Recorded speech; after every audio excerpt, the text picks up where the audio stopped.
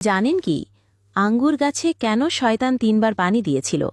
একসময় তুফানে যখন সব শেষ হয়ে গিয়েছিল, তখন মহান আল্লাহ হজরত নূহ আলাইসাল্লামকে হুকুম দিয়েছিলেন প্রত্যেকটি গাছের চারা লাগানোর জন্য।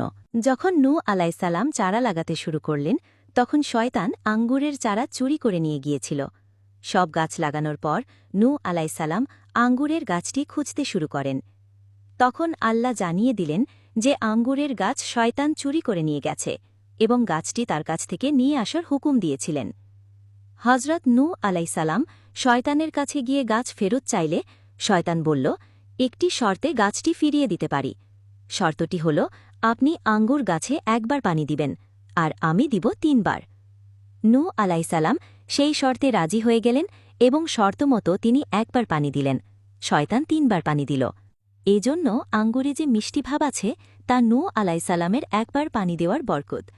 আর আঙ্গুর থেকে যে মদ তৈরি হয় তা শয়তানের 3 বার পানি দেওয়ার কারণেই।